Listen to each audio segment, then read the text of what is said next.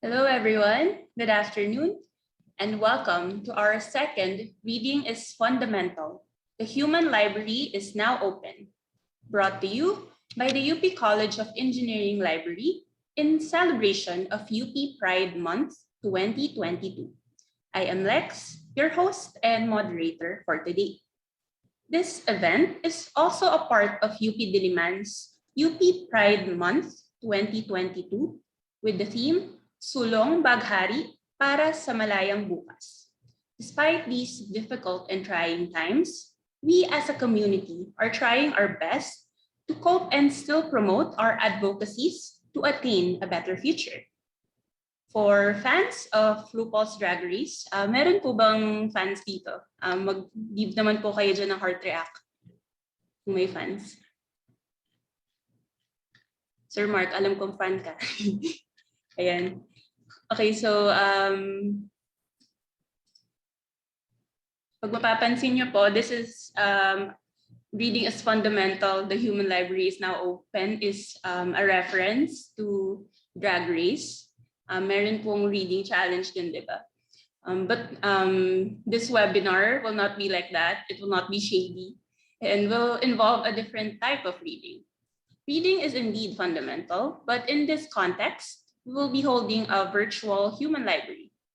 A human library event is meant to facilitate conversations between people and aims to break down stereotypes and preconceived notions that humans have about others. So in this scenario, we have two human books or speakers who will tell their stories, and you, the participants, are the readers who engage in conversations with these books.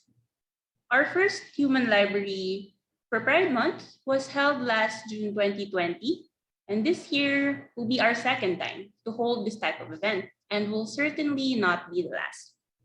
Okay, so before we officially start, for our guidance, here are a few house rules. Okay, wait lang po natin. Ayan. Okay, so this session will be recorded for documentation purposes. Always make sure to have yourself muted unless requested by the host.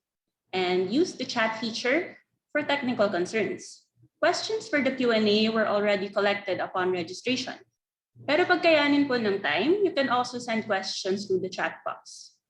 Okay, and with that being said, let us now proceed. For today's webinar, each human book will present and share their stories about bi-visibility in the Philippines and HIV awareness. After their presentations, we will have an open forum for Q&A session based on the questions you have sent upon registration. If time permits, we can maybe accommodate live questions from the audience. Okay, so let us now go to our first speaker. Mr. 𝐓𝐴 is an experienced trainer, facilitator, debater, and public speaker. He has experience across various hosting platforms, both face-to-face and online. Currently, he is known in the diversity, equity, and inclusion, or DEI, and LGBT+ advocacy sphere, where he advocates for LGBT+ rights and DEI in corporate spaces and educates as a resource person on DEI, 𝐸𝐴, or sexual orientation, gender identity, gender expression, and sex characteristics, and LGBT+ issues. He is also one of the co-founders of 𝐍𝐨 Philippines, an organization founded in 2016 where a majority of the members identify as bisexual. Everyone, please welcome here to talk about bi-visibility in the Philippines, Mr. 𝐓𝐴. Good afternoon po, Sir 𝐓𝐴. Hey, good afternoon. So I'm going to go ahead and share my screen. Give me 1 second here. Okay. So hi, everyone. While I'm trying to go ahead and share my screen, I'm 𝐓𝐴. And as mentioned, I'm actually one of the co-founders of 𝐍𝐵 Philippines. We are a bisexual organization. We also have allies, actually, within our group. And currently, we're doing a lot of work around diversity, equity, and inclusion. So I'm going ahead and sharing my screen here. All right, maybe you guys can give me a thumbs up if you can see my screen. That's okay. Okay. So thank you so much, Lex, for giving me a thumbs up. So I just, so I just wanted to say hello to everyone on camera so that you can see how I look like in real life, even if this is a virtual event. So I'd also like to welcome to the session today some side B members who I've actually seen some names popping up in the admit section of Zoom. So thanks guys for joining.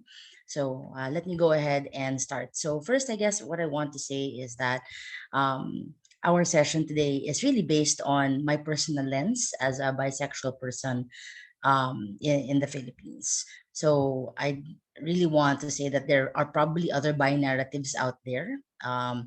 That there are people who have different stories as well, but definitely would like to make sure that I am as objective as possible in terms of talking about bi visibility.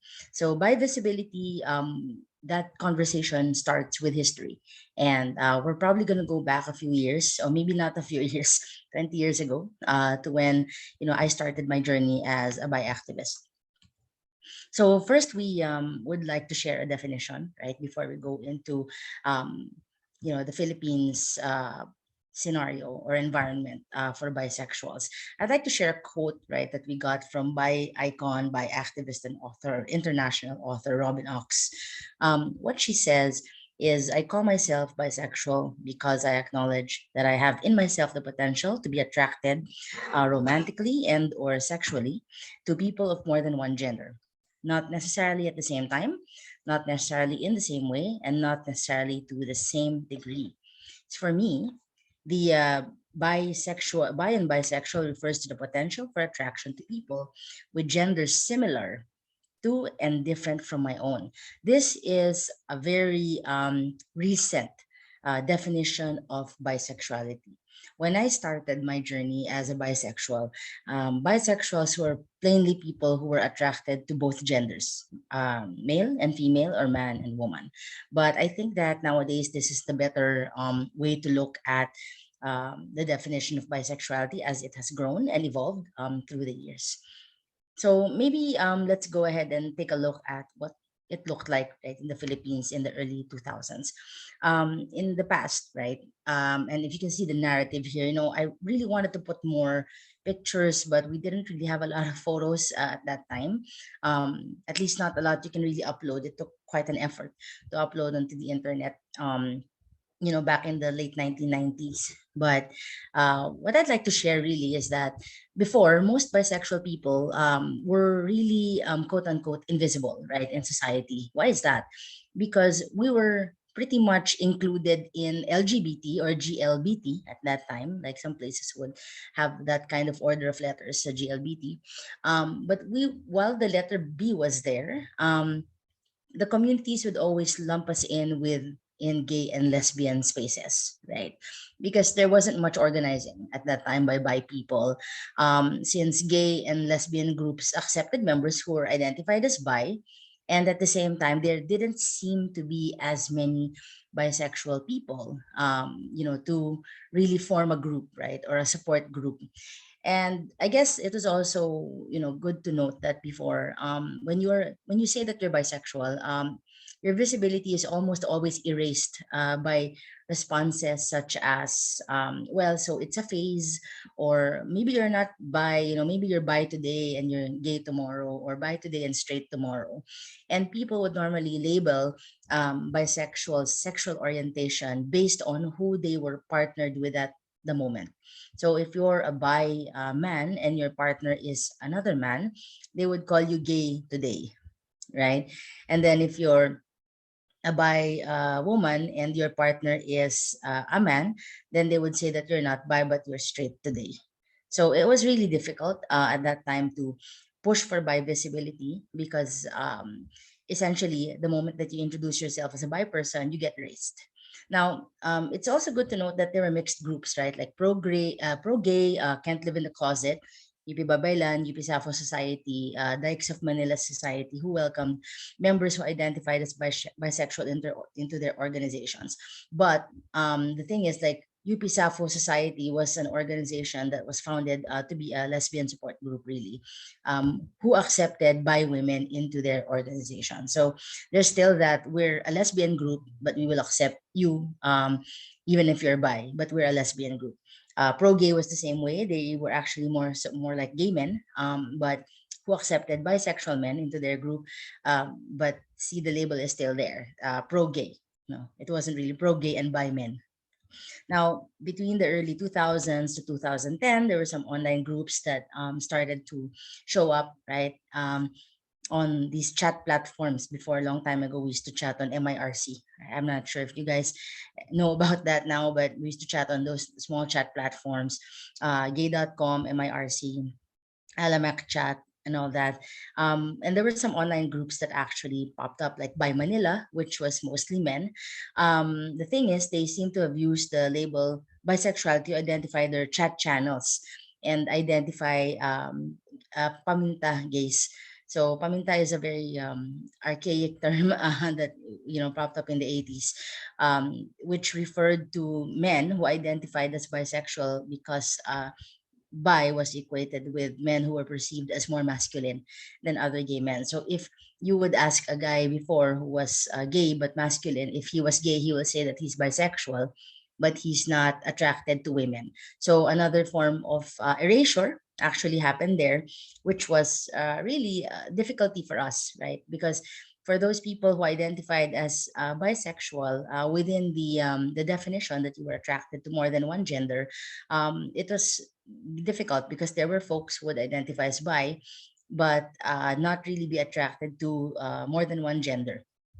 Now, bi mostly, especially for men, meant closet gay, masculine gay man. There were also bi girls, but these were the girls who are feminine with butch lesbian partners.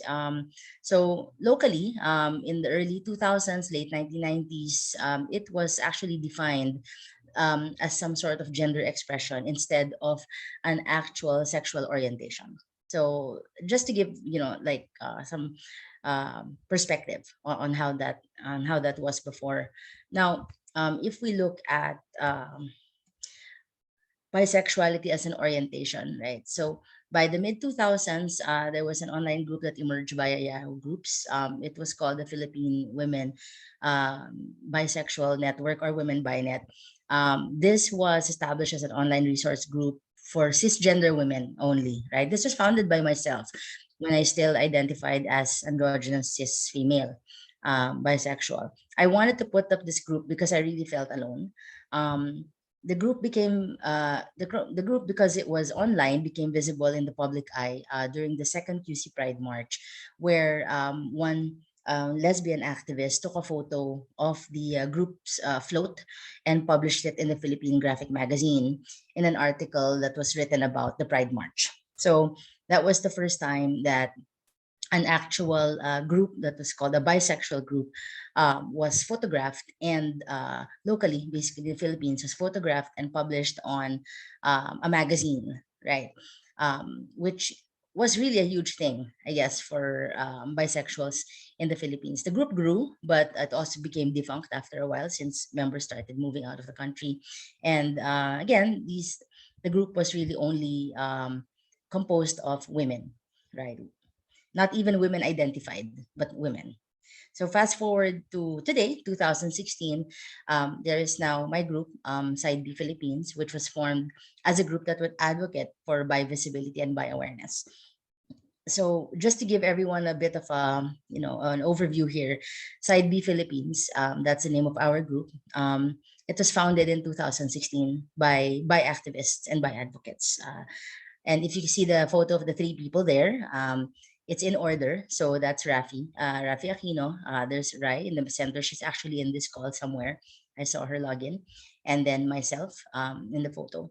So it started with basically longtime activists, Rafi and myself, currently spearheading, some groups, group projects and partnerships with other LGBT organizations. And then in 2019, as a group, we held the first Bi Awareness Conference in Quezon City, Philippines. We did not want to call it a bisexual conference we wanted to call it a bi awareness conference, in an attempt to really like erase the invisibility of bi people in the Philippines. It was attended by mixed groups and other organizations, organizational representatives who wanted to learn about bisexuals in general in the Philippines. How we are, what are the myths surrounding our existence, and what kind of visibility work do we do. So since we have founded it in 2016, I actually dare say that the group has made great strides in promoting awareness and by visibility, as well as diversity, equity, and inclusion in the workplace. So that is our secondary advocacy. Yeah. So what do we know about bisexuals in the Philippines? When we started side B, we actually did a little bit of bi research, where that we called the bi survey, right, in 2016. And we just wanted to know, right, how Filipino bisexual identified persons actually identified themselves. We were able to do an informal survey across 500 respondents. More females than males answered. So at that time, we were not as savvy in 𝐍𝐨𝐰 when we started. We limited our definitions to male and female without really like breaking it down to trans men and trans women as well. But we included the intersex population here. So just showing that this is the coverage of our survey and what were the things that we found out. We looked at gender identity and expression based on definitions by the self-definition or self-identification by the survey participants. We found out that the genderqueer, gender-neutral identity is more popular in females than in males. So people would rather identify as genderqueer or gender neutral, and a small number of males and females identify as the opposite gender. So this is representative of a small population of bi trans people, right? And at that time, we didn't know how to ask that question. So we separated the question to ask if you identify as another gender. So basically, we were asking about sex assigned at birth and then your gender identity.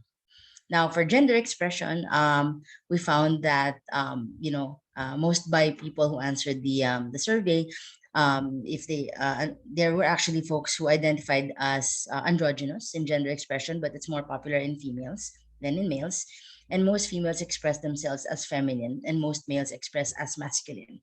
So very interesting, gender expression data points for bisexual people. Right. We also took a look at emotional and sexual attraction as well, seeing that there are more males and females with an emotional attraction towards the same gender than towards a different gender. Intersex persons have most equal numbers. We only had a small sample. We had like 5 people there. So, but it's interesting. I mean, if you can see that there's actually a balance between folks who felt that they have emotional attraction towards same gender and emotional attraction towards the opposite gender. And then we also look at sexual attraction as well. So we also found out that there are pretty much equal numbers of respondents with sexual attraction towards the same gender and a different gender across male, female, and intersex persons. So this is really talking about how the Filipino bisexual identifies themselves in terms of emotional and sexual attraction. And then finally, just really quickly here, we also talked about attraction affinity. Are you attracted more to the same or a different gender? Right. So we found out here that there are more males and females with greater attraction affinity towards the same gender than a different gender, but still are attracted to a different gender. And more females than males are equally attracted to both males and females. Bisexuality is not about level of attraction. Later on, we're going to take a look at a few myths, that we're trying to break about bisexuals. But definitely, even if your attraction is, 90% same sex and 10% different gender, then it's fine. You're still bi if you identify as such. And then for relationships, this is relationship experience that we asked, where we found out that most respondents have had relationships with persons of the same gender as compared to persons of a different gender. But the numbers are not that far. Like for men, 159 had relationships with someone of the same gender, and of them, 142 had relationships with someone of the opposite gender. So it's not actually very far in terms of numbers. Same with females. So we'd like to go to a really quick definition, a new definition of bi plus. Bi plus is an inclusive term that we use to include all non-monosexual identities. So bisexual, queer, fluid, straightish, homoflexible, all that, right, are probably part of the bi umbrella. So now there's already a bi umbrella. In the early 2000s and late 1990s, there was no such thing as a bi umbrella. You were just bisexual, or and then you being bi was already a question mark as pretty much straight trying to be gay, or gay trying to be straight, right? But now it has evolved, and we are seeing more developments in how we view bisexual persons and how we can define our identities. So this is just an example of the bi plus umbrella. It is basically defined as a term that encompasses all people who are attracted to two or more genders, or more than one gender. The umbrella term includes several deviations, right, from bisexual. So basically, everyone who's not monosexual is bisexual by definition. However, there are also still some non-monosexuals who find other labels more comforting than using the ones that are under the bi umbrella or being called bisexual. So the photo that we have here just explores some terms under the bi umbrella. This is not yet really an exhaustive list, but definitely something to start with. There's really a lot, right, to start with. But looking at it, at least we know that in the spectrum of gender, especially under the bi umbrella, we have actually grown so much, right, in the past 20 years.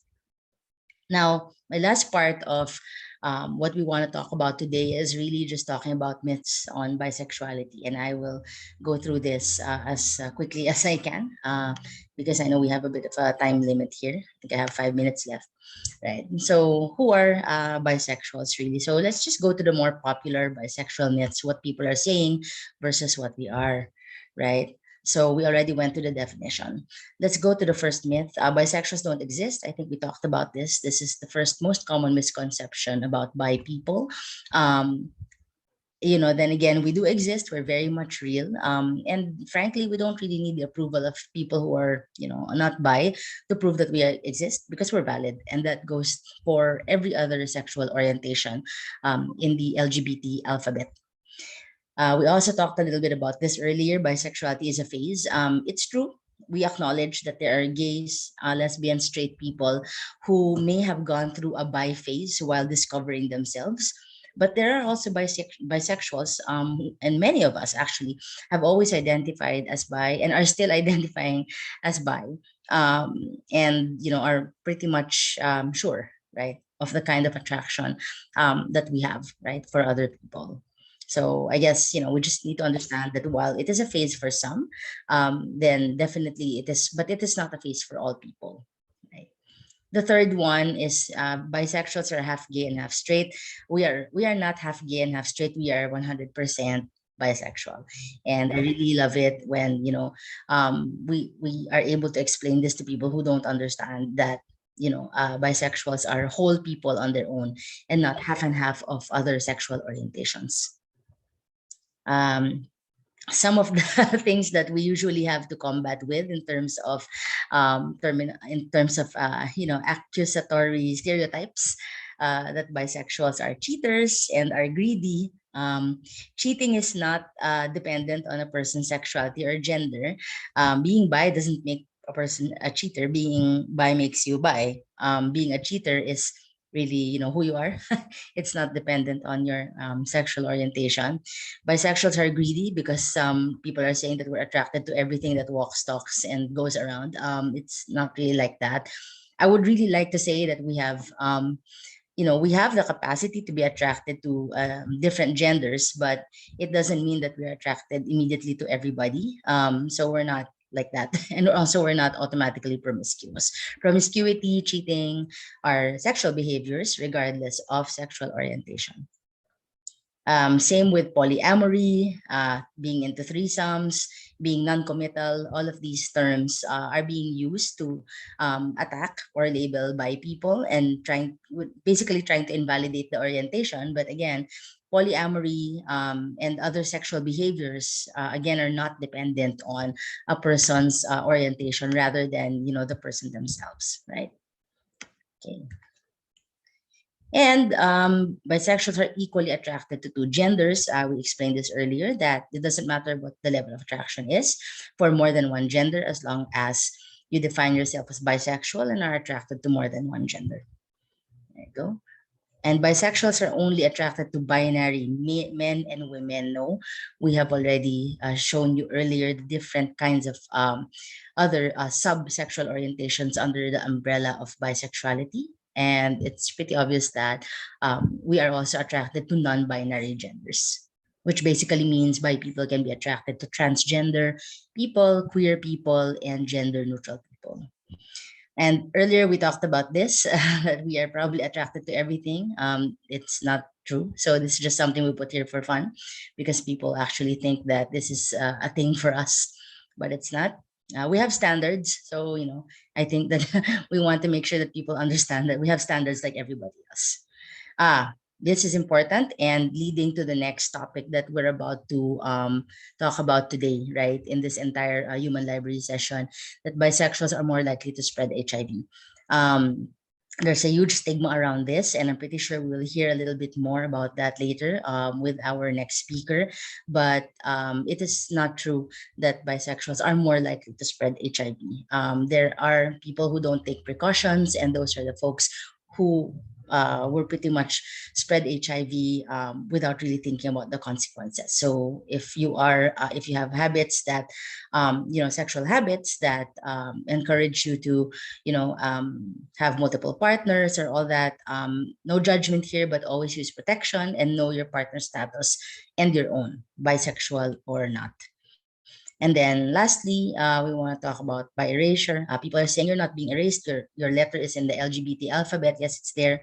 But at the end of the day, because of everything that people would normally say about bisexual persons, the erasure kind of starts there.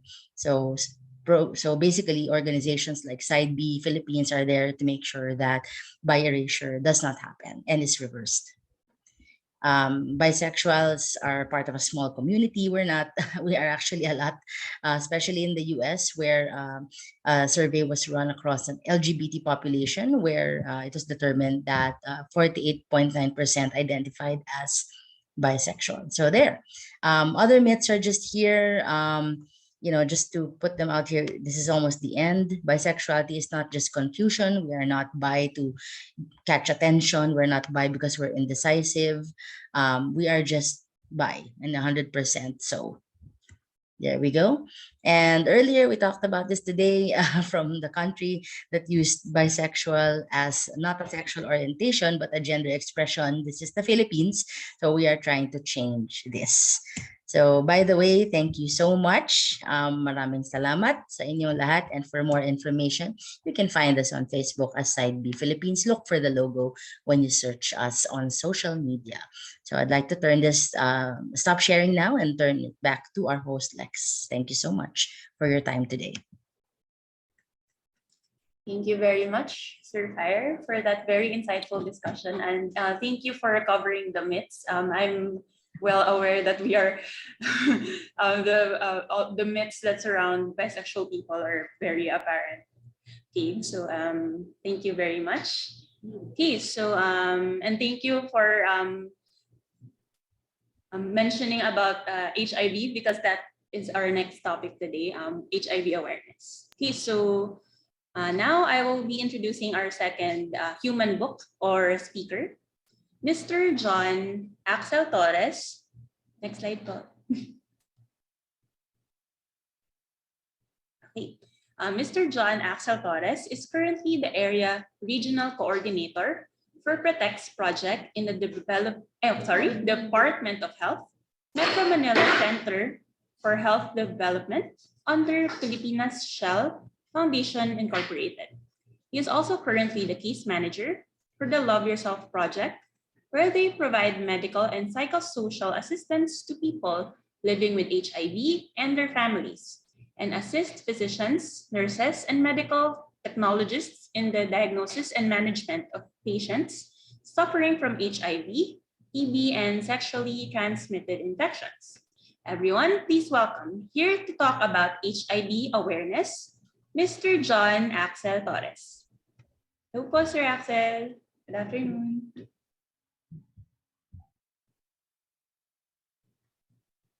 Hello ma'am, good afternoon po. You can start po, sir. Share na po ako ng screen ko. Go ahead po.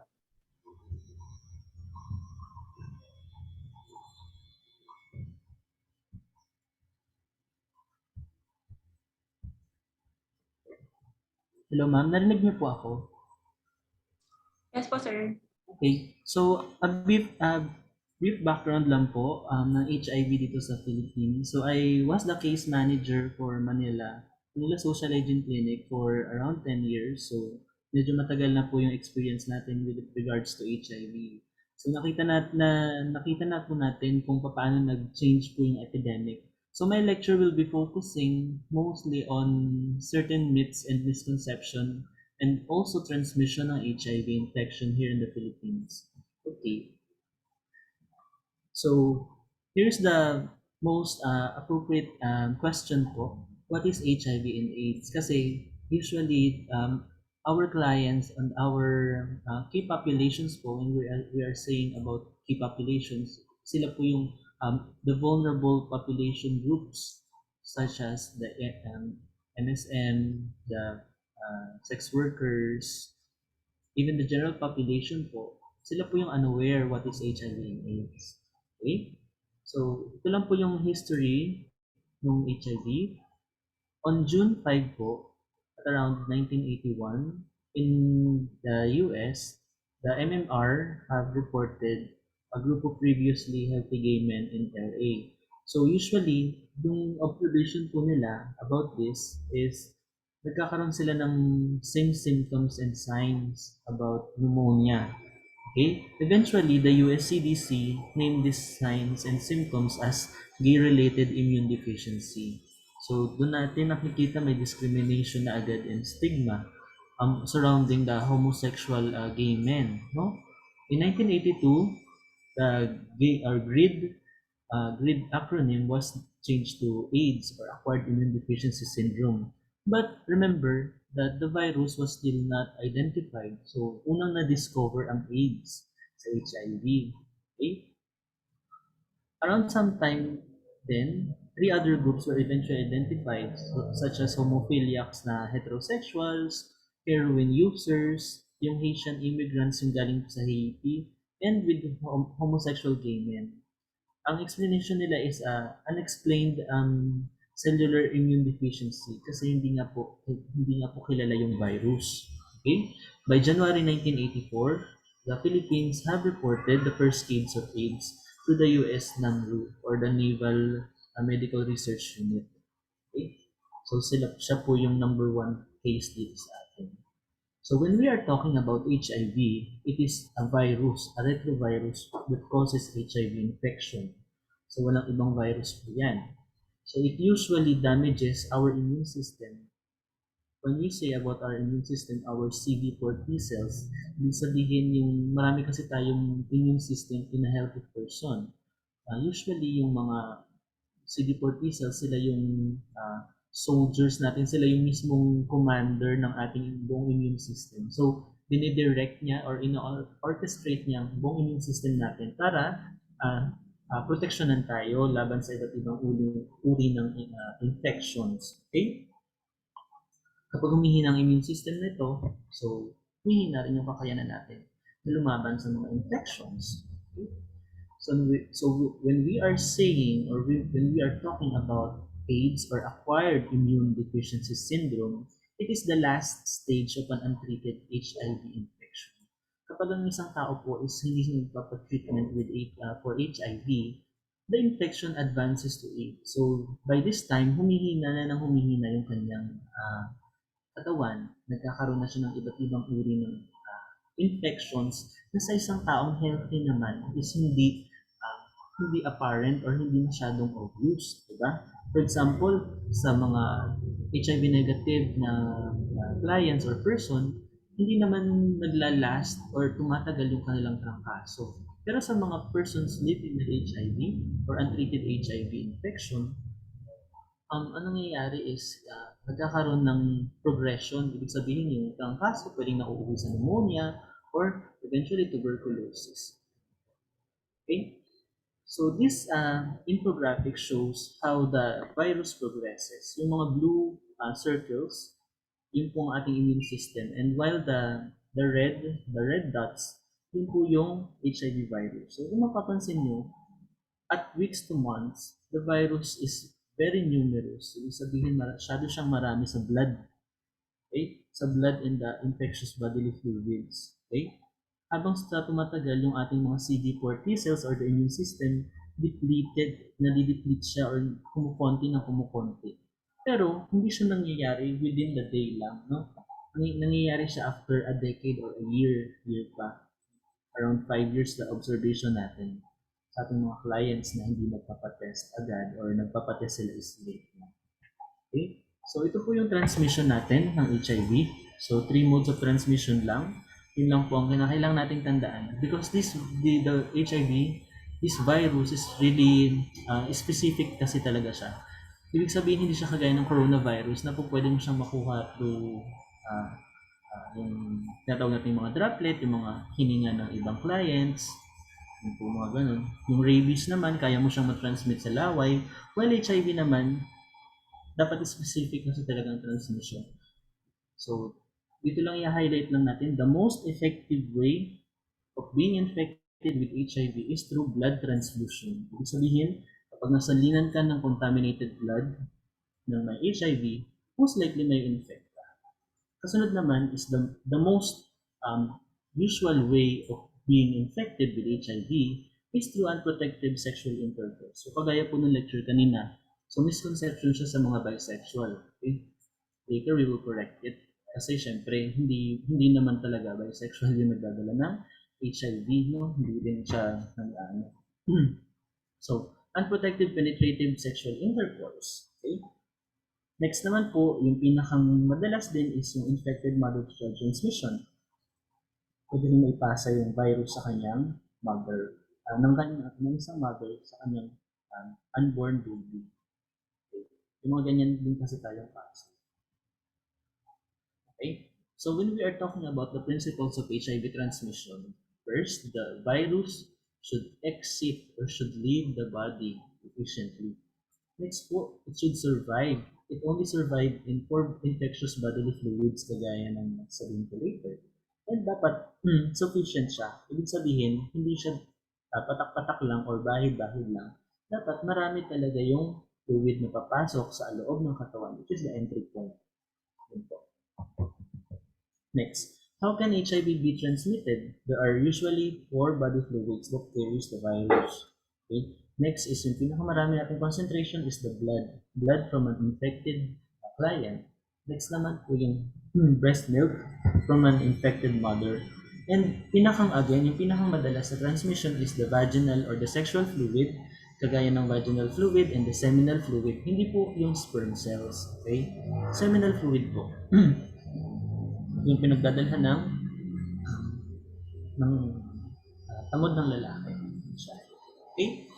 HIV is not transmitted through the following, kagaya ng food, drinks, insect bites, kiss and touch. Again, the virus should be very specific, lalo na sa transmission. Kasi kung, for example, sa mga mosquito bites, kung kumagat man siya sa isang person living with HIV, hindi sufficient yung dala-dala niyang dugo para makatransmit ng virus. And at the same time, yung virus kasi, the mosquito, hindi niya pinapasa yung dugo o hindi niya ni-inject yung dugo sa iba't ibang klase ng tao. Okay, ganun siya. Next naman po, yung food and drinks, hindi po nabubuhay dyan yung virus. Well, yung kissing naman, ang sinasabi nila, pwede din daw makatransmit yung ng HIV virus kapag nagbi-bleed yung gums, pero in my years of experience po as an HIV counselor, wala pa talaga tayong napatunayan na ganyang incident. Lahat po kasi ng transmission is penetration. Dapat may penetration, ibig sabihin, unprotected sex. Yan.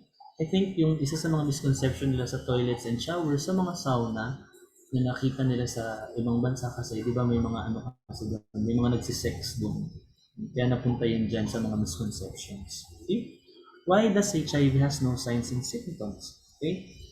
The infection may take 5 to 10 years before a person becomes weak. So nakikita natin dito yan sa Pilipinas kasi when a person gets infected with HIV at year 1, magkakaroon pa siya ng mga symptoms usually after 5 years to 10 years pa. So by that time, yung person na yun is infectious siya sexually. Okay? Positive na siya nun. The virus is numerous in the infectious bodily fluids. Okay? And again, almost all of our cases are asymptomatic. Okay? Yun po yung nagiging dahilan kasi. So, sa nakikita natin, umaakyat na rin kasi ang awareness ng mga tao, lalong-lalo na sa kanilang sexual behavior. So, they know how to get tested. Okay? So, next yung mga misconception pa din ito, sharing of food and sweat. So, why are we underlining this? So, syempre, para mawala yung stigma and discrimination, lalong-lalo na sa mga person living with HIV, we are promoting the test early and test treatment. Early treatment, lalong-lalo na ngayon po, na meron na tayong mga access sa mga life-saving drugs sa HIV. Although wala naman kasi talaga siyang cure, pero may mga antiretrovirals tayo para mapahaba yung buhay ng mga person living with the HIV, diagnosed ng HIV, para dito. Okay. HIV screening and testing. So, una sa diagnosis natin, meron tayong mga, syempre, screening and testing. Meron tayong mga community-based screening. Minsan nga, may mga house-to-house. So, isa yan sa mga key strategies natin in community centers, as well as the facilities and social hygiene clinic. So, kung mapapansin niyo, yan po yung itsura ng HIV rapid test natin. So, para siyang pregnancy test, no? Nakikita niya yung kung ang isang tao is na exposed sa HIV. Okay? Nagto-2 lines kasi siya, no? Nilalagyan siya ng blood. Yung I think Love Yourself is doing self-testing din. Kung nahihiya or natatakot magpunta sa mga community centers, ganyan din yung ginagawa nila. Okay. So ano naman ang window period ng HIV? When we say about the window period, it usually takes 0 to 6 weeks kapag nagkaroon ng exposure yung isang tao para makadevelop ng tinatawag nating antibodies. Yun yung nagla-line, yun yung nagdo-double line dun sa rapid test, yung sa parang pregnancy test kit. Yun yung hinuhuli niya. So, dapat maghintay tayo ng 0 to 6 weeks above bago magpa-test. Okay? Pero at 3 months usually, detectable na siya. Kaya, kailangan natin na malaman kung kailan na-expose ang isang person. Okay? What are the 3 things to know about HIV treatment? Siyempre, ang ina-advocate natin, although hindi siya cure, pero libre siya, and at the same time, meron na tayong access sa mga social hygiene clinic and HIV treatment hub para mas umaba yung buhay. Kasi before po, nung nag-start pa lang ako sa HIV program, majority of our clients are dying. Ibig sabihin, humihina sila ng humihina kasi wala silang masyadong access sa treatment, no? Kasi yung treatment kasi back then is binibili pa sa ibang bansa. Hindi pa natin kayang i-procure or ibigay as free medications. Okay? These HIV medications or antiretroviral medicines are taken in combination every day po. So, yan po yung pinaka-ano. Pero again, sinasabi natin, prevention is better than cure kasi wala namang cure na ang HIV. So, dapat ma-optimize natin yung prevention strategies ng buong community para dito. And HIV medicines reduces the risk of HIV transmission. So, yan po yung pinakabago. Later, I'll discuss it more about undetectable is equals to untransmissible. Okay? So, what are our legal basis? We have the Philippine HIV and AIDS Policy Act or the RA 1111166 or the Philippine National AIDS Council. So, titingnan lang natin dito, we have better access to testing. Minors age 15 and above cannot get tested, no? Yun po. Better education, dapat ini-incorporate yung HIV sa ating schools and universities, yung lectures na to. Why? Dahil para mawala yung stigma and discrimination na nakasurround sa LGBT community.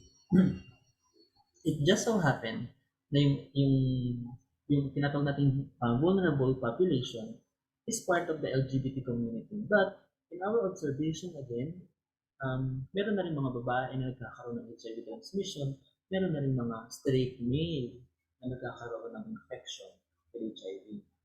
Hindi lang siya yung dahil dala-dala siya ng mga gay or homosexual. Hindi siya ganun. Okay? Siyempre, kung ang isang health program is nakafocus sa isang group or certain population lang, siyempre, yun ang makikita nila. Okay? And we provide more detailed information on prevention and treatment and funding. Okay?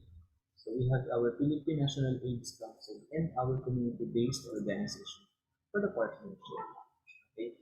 So, isa sa mga explanation natin why these are happening is our risky behavior start early and our protective behavior start late. Ibig sabihin, habang kabata, this is the integrated HIV behavior and cerebral surveillance ng Manila. So, isa lang siya sa mga backgrounds natin, no? Our T and MSM, transgender women and men having sex with men, start their first anal sex at around 18 years old. Okay? Their first sex is around 21 years old. While yung first HIV testing nila happens usually at around 21 years old. So baliktad yung nangyayari. No? Usually nga dapat awareness siya and protection factors dapat. While their knowledge on HIV is more than half of the 15 to 17 years old men having sex with men and transgender women in Manila knows what is HIV, but only 50% have a comprehensive knowledge on HIV testing and treatment. Lalo-lalo na po yung very few and rare na yung 1% kasi ang nakakaalam kung ano yung antiretroviral. So again, this is I think this is the 2019 or 2018 data. So ngayon gagawin na ulit siya itong integrated HIV behavior and serologic surveillance. We will see kung mag-update ang mga behavioral status ng mga ito. Okay? The comprehensive knowledge of HIV among 15 to 17 years old in Manila. So 64 believes that healthy-looking persons can have HIV. Okay? So maganda na yon. While I would like to underline that 96% believe that having HIV with only one faithful uninfected partner reduces the risk of HIV transmission. So dun sa pinakang huli, yung monogamous relationship, syempre that's the ideal, no? Pero at our age, when we can meet so many people using social media, medyo challenge, diba? Kasi mabilis ka nang makakita ng kung sino-sino. Okay? May mga Facebook, may mga Telegram, may mga Twitter, mga ganun. Okay? So what is our goal? All of the person living with HIV should be alive on effective antiretroviral therapy, and yung viral load po nila is masuppress natin o mapababa.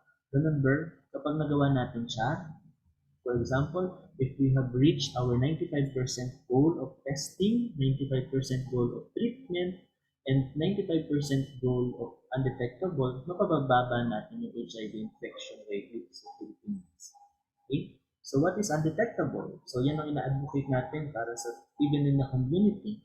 When a person has HIV and effective antiretroviral, the virus can no longer pass this virus to his sexual partner. Ibig sabihin, kapag na-maintain natin yung mga viral load or yung the number of virus in his blood, dahil iniinom na siya ng effective na gamot, humihina na rin yung virus. Hindi naman siya nawawala, pero natutulog na siya.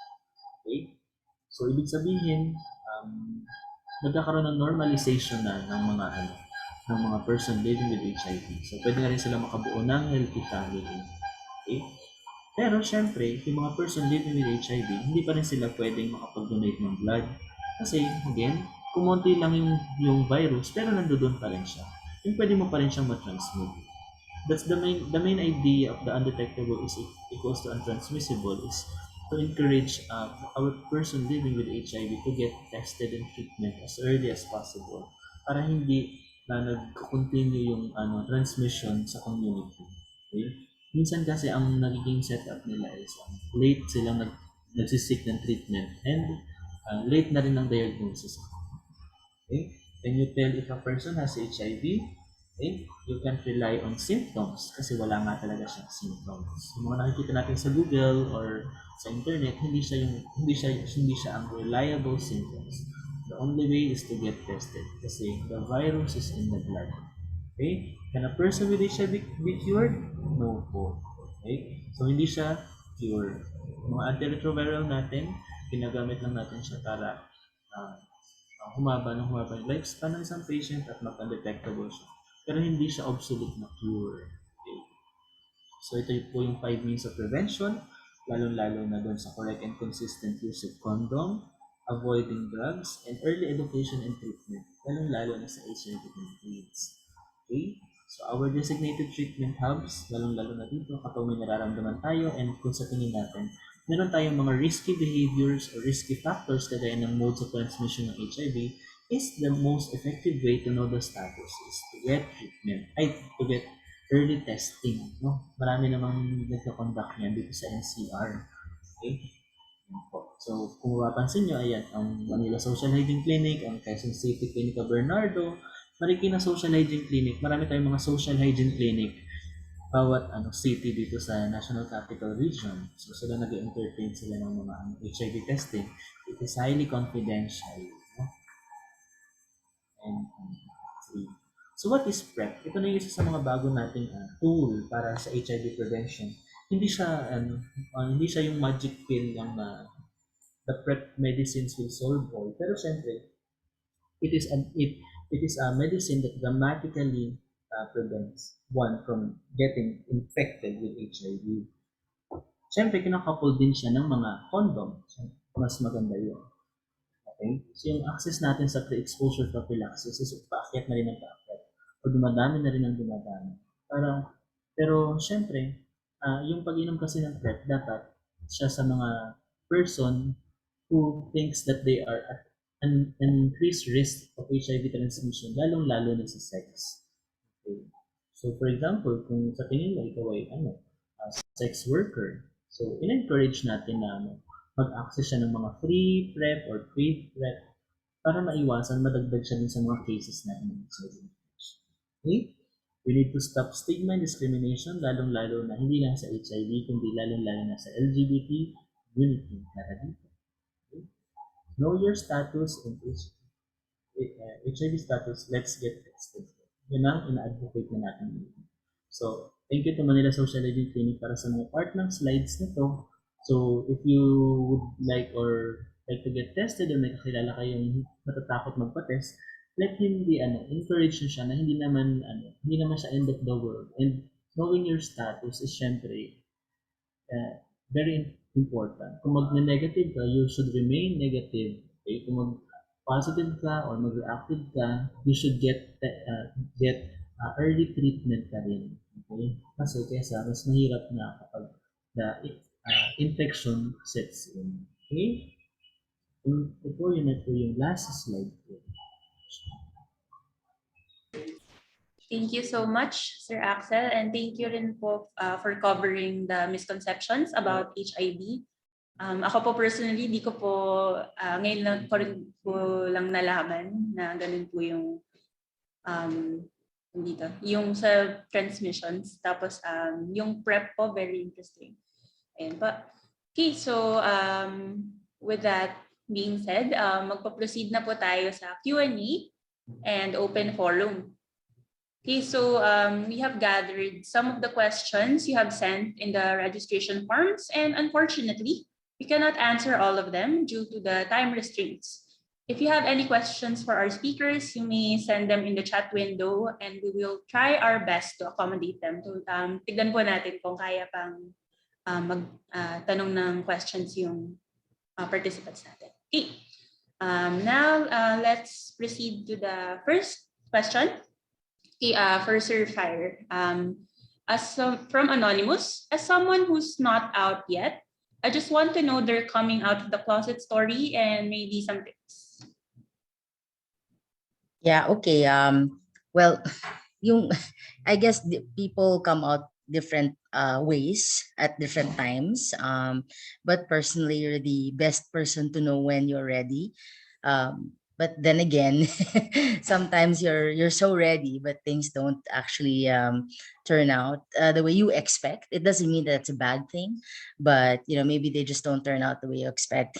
In the time that I was still in the coming out phase, I had to make sure that I was as far from my family as possible, because there was already a precursor um, to all this. Basically, I was already told that this kind of lifestyle is unacceptable. You can't be gay, or you can't be part of that community. I was already pretty much told that at a young age. And there was a lot of homophobia and transphobia in the family as well. So I'm Chinese Filipino, and there's a whole different cultural aspect to that as well. But what I did was, I mean, I guess to me there was absolutely no option. I had to come out one way or the other. So I just did. But I did that when I was already in my mid 20s, and I was away from home. I was no longer living in our house. And it turned out okay. But of course, there were several years of really like thinking about acceptance, and how I can introduce my partner to my family and all that. So it's 20 years later, it's been great. So I guess people are more open-minded now, including my family members. It was just really a matter of time.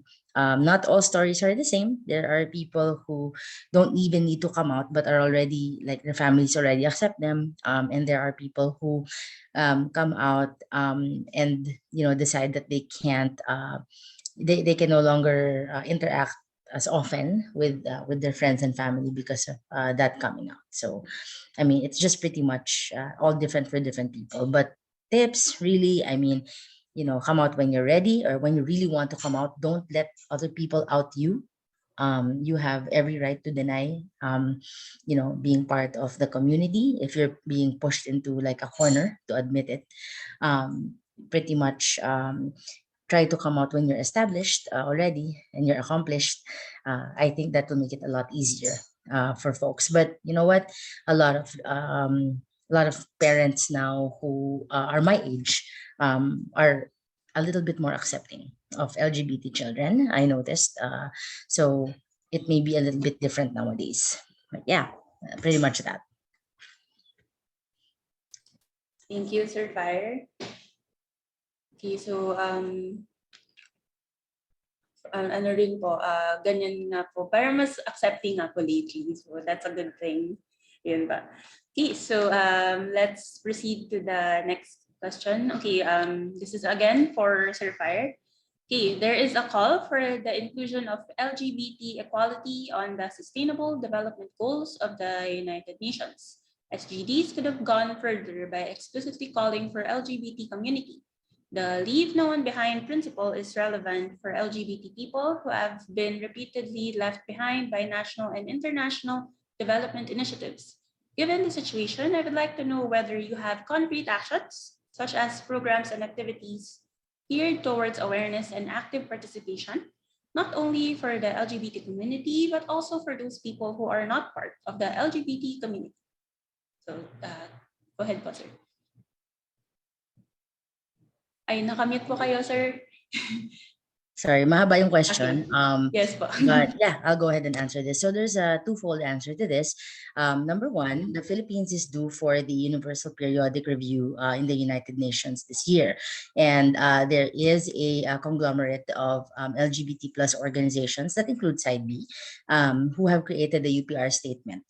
And the UPR statement is really focused on LGBT plus rights in the Philippines, the situation currently, of LGBT children, LGBT employees, and the LGBT sector as a whole. So we have already created our UPR report for the United Nations. It will happen in October. Now, maybe some clarity on how that works. The Universal Periodic Review is really done every 4 or 5 years for each member country of the United Nations, where the human rights situation is evaluated per country. And lobby groups such as ours for LGBT rights, we create a report wherein we put in statements with data. We collect data from different sources in the country, and it is meant to illustrate the current environment for LGBT people so that it will encourage other member states to make recommendations to our Philippine government on how our government can address these issues.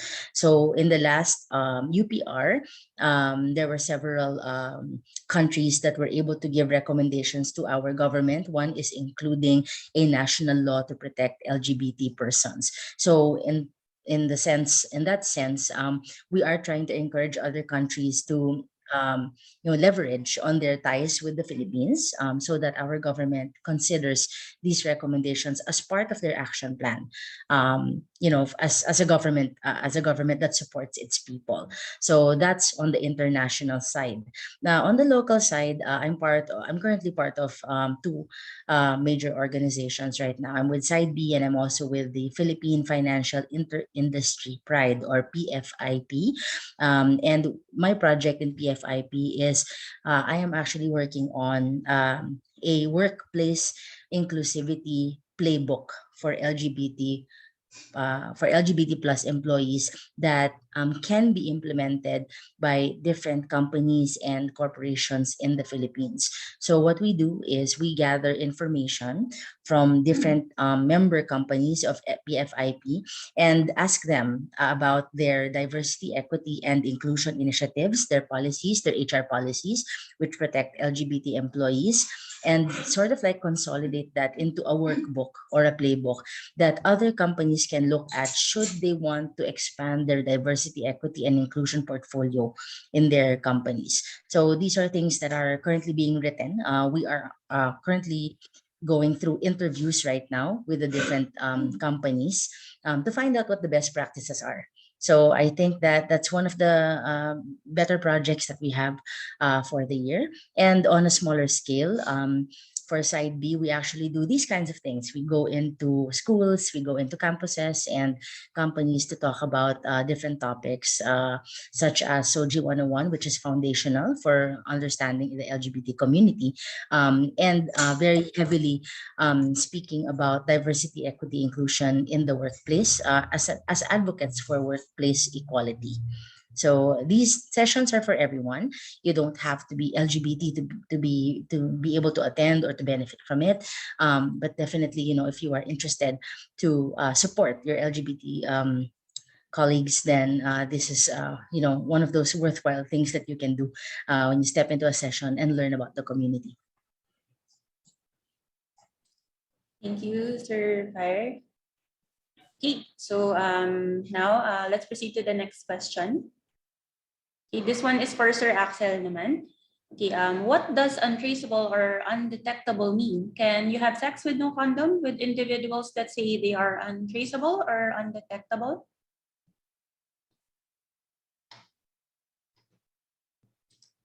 Ayan. Sir Axel?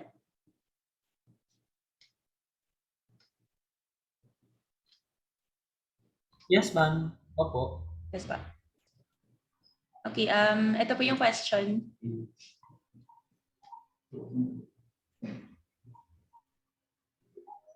What does untraceable or Untraceable. undetectable mean?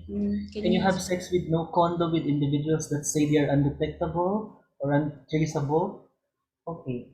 I think na nagagaling yan sa no, sa Twitter madalas or sa mga Grindr, sa mga social media apps natin. Okay. So, when we say na undetectable na ang isang person living with HIV, it ultimately means na the virus is very low in his blood. Therefore, hindi na siya infectious or hindi na siya nakakahawa through sex. Okay? Ulitin natin. It means that the person living with HIV is still HIV positive. Pa din siya. But the virus is very few. Konti na lang. Kaya hindi na siya nakaka-transmit through sex. Okay. The problem is, undetectable, usually yung undetectable kasi na na serostatus or blood test, effective siya.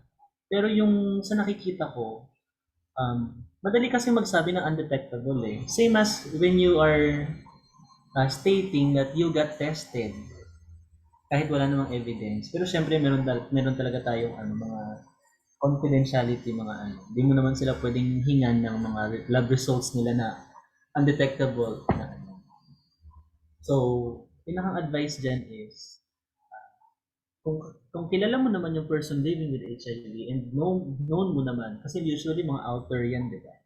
Nakikita mo naman yung mga laboratory test nila, then nangyayari naman talaga yan. Ang tinatawag natin dyan is sex positivity. Ibig sabihin, that's the most surest way kasi yung sex with no condom. The people living with HIV are having sex without condom. Okay? Kasi bakit? Hindi naman natin siya inaalis sa mga tao.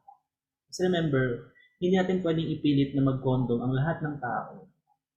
Kasi syempre, hindi naman nga din siya pwedeng applicable. Kasi for example, that client or that patient may have allergies to condom or hindi siya nag-enjoy talaga sa condom. Hindi natin pwedeng ipilit yun. Pero yun ang pinakang collaterals natin dyan eh. That's the most effective way. Yung na mag-undetectable yung person living with HIV and nagsisex na talaga sila without condom. Siyempre, na-advise pa rin natin sila na as a person, pwede ka pa rin makakuha ng sexually transmitted infection. Pag ginagawa ko dyan as an HIV counselor, nililimit or pinapaliit ko na lang yung mga sexual partners nila kapag condom sila hindi na sila nagko-condom. Okay? Okay, thank you, Sir Axel. Okay, so now let's proceed to the next question. I believe this question is for Sir Fire again. Okay, there you go. From Anonymous, if you heard the news about the LGBT church that holds mass weddings for same-sex couples, does the ceremony apply legal sanctity of marriage ceremony na katulad ng heterosexual couples? So I just want to clarify the question. The question is this legal or not, right? Pretty much. Okay, the answer is no. We don't. So it's not. We don't consider this as legal because right now our family code actually doesn't include LGBT marriages or unions or civil unions just yet.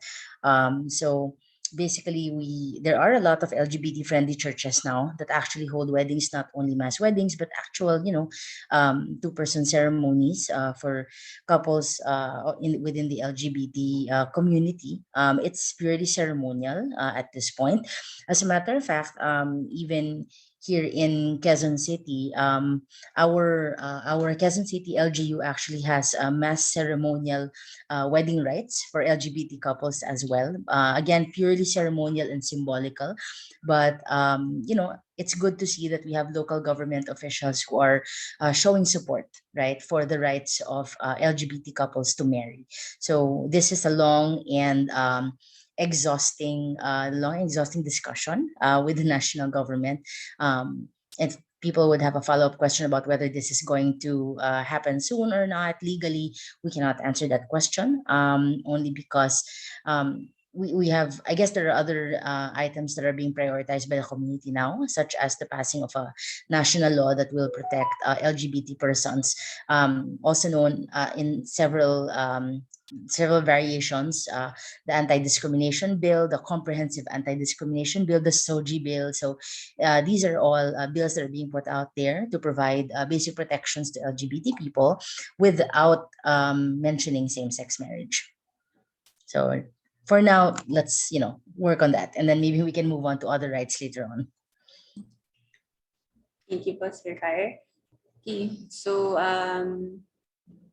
Okay, so next question. Okay, so again, for Sir Axel naman po to. From Anonymous, is it possible to incorporate HIV awareness in the school curriculum of all schools? Yes, ma'am, it's very possible po. Meron na tayong ginawa na modules para dyan. I think UP Diliman, sila yung isa sa mga nag-implement ng mga modules na yun. Our main challenge, lalong-lalo na sa pag-incorporate ng HIV awareness is yung mga church of based schools natin. So medyo, yung iba kasi may hesitation pa, yung iba hindi pa natin nakikita yung mga slides nila on how will they teach HIV awareness lalong-lalo na sa mga adolescents and minors, 'di ba? May mga ganun kasi. Ako as for an HIV counselor, very important yung early awareness lalong-lalo na sa mga minors when we are saying about HIV and sexually transmitted infection. We are not condoning or we are not encouraging our minors to get unprotected sex. We are simply saying that our minors should be very, very aware that these are the infections and these are the health problems that they may encounter.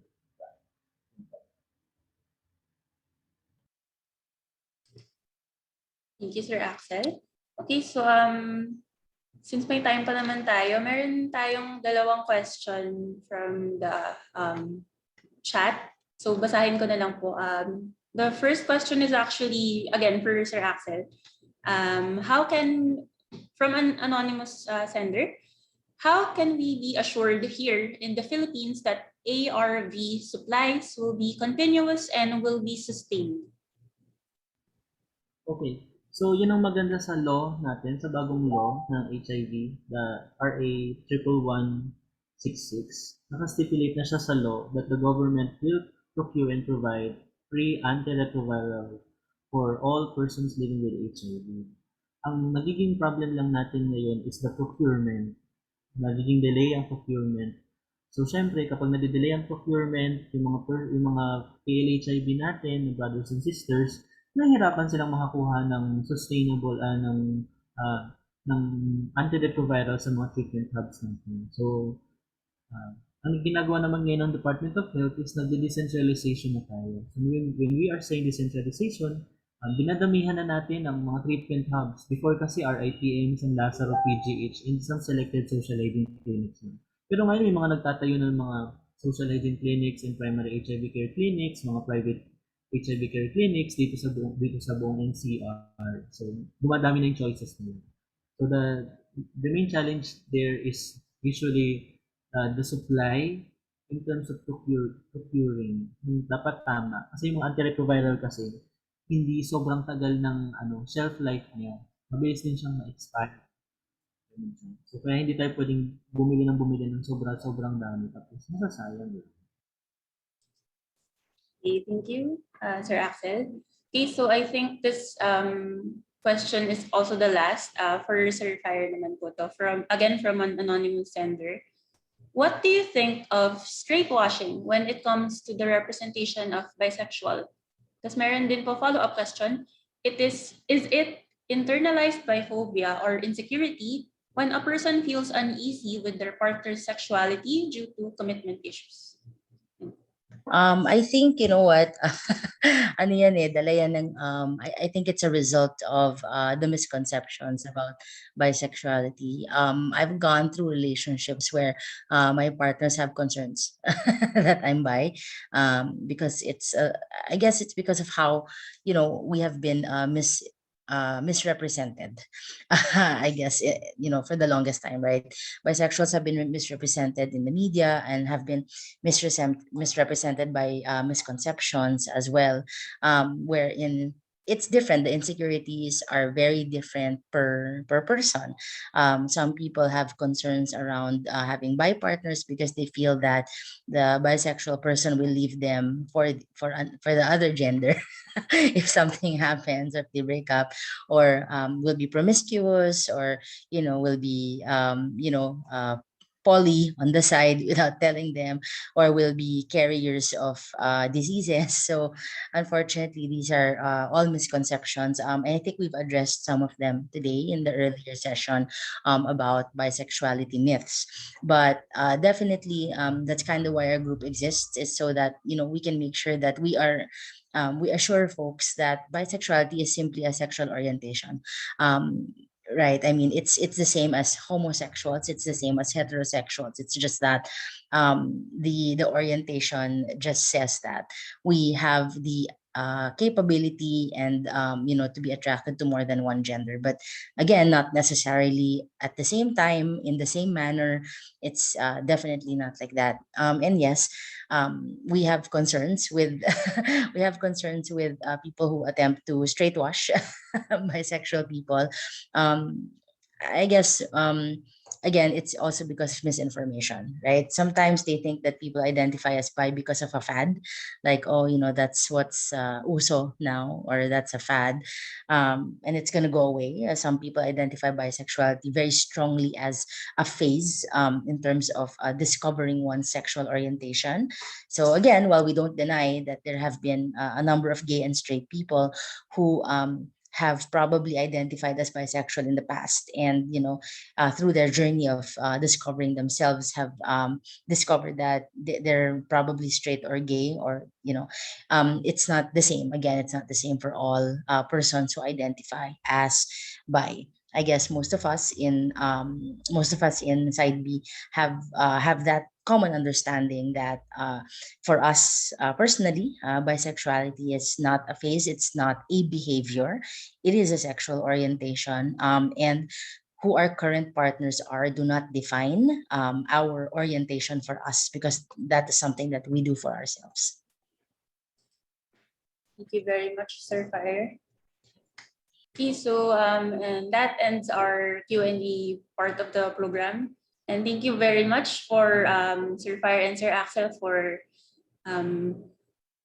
answering the questions very in detail. And thank you very much for our participants for actively participating. Okay, so if you have any more questions or clarifications for our speakers that were not addressed at this session, you may send an email to them directly, or you can email us at the library. Kung sino pong nag-send sa inyo ng confirmation, pwede po kayo mag-send sa amin ng email where we can connect you with our speakers today. Okay, so at this point in the program, magkakaroon lang po tayo ng photo op. So pa-on lang po ng video if you want. And hindi po kami namimili. Okay.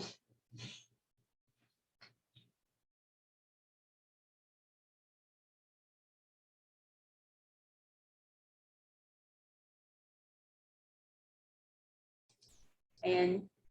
Sige po, pa-on na lang po ng camera if you want. Okay. Oops. Ayan. And Sir Darby, ready na? Okay. 2 groups ba? Okay, sige. Okay, first group po tayo. Okay. 1, 2, 3, smile. Okay. Next group, sir. Okay. Sige. Okay, 1, 2, 3, smile. Okay, ayan. Thank you so much po. Okay. And now, to officially close this webinar, we have our very own head librarian of the Engineering Library, Ms. Sharon Maria Esposo-Betan, to deliver the closing remarks. So for a while lang po.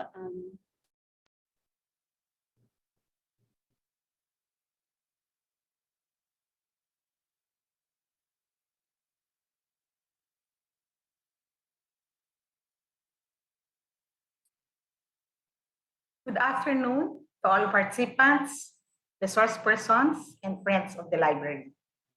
Thank you very much for taking time out of your busy schedules to join us this afternoon to celebrate Pride Month through this webinar. The engineering library has always been a safe space, free from prejudices and judgment, where all persons from all walks of life are accepted. This nature of the library as a safe space resulted in the Human Library event that originated in Denmark in 2002. The Human Library event is meant to break down these walls of prejudice and judgment by letting the human books and readers interact and connect with each other. Historically, the LGBTQIA+ community, especially here in the Philippines, have faced challenges and hurdles. We've come a long way, but at the same time, we still have a long way to go. A human library event such as this one is a simple yet significant step to celebrate and commemorate Pride for the LGBTQIA+ community. We hope that after this event, we all have learned more about the bisexual community and visibility, awareness on HIV, and the LGBTQ+ community overall. When someone comes out as bisexual, do not assume that they are just going through a phase. Be supportive and respect the person's sexual orientation. Moreover, get rid of the stigma and discrimination about HIV. Get tested, know your status, and always remember to stay safe. May we all learn to come from a place of understanding, love, kindness, respect, and acceptance. May we learn to be educated allies for the communities who need us the most. To our friends and family from the LGBTQ+ community, you are not alone. You are loved. Happy Pride, everyone. Again, thank you at magandang hapon sa inyong lahat.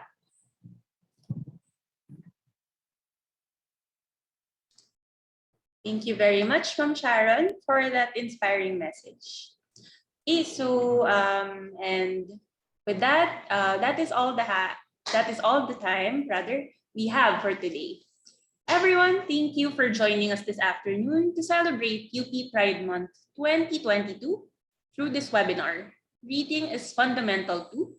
The human library is now open from the safety of your own homes or offices in our cases. Let us continue empowering each other in these trying times.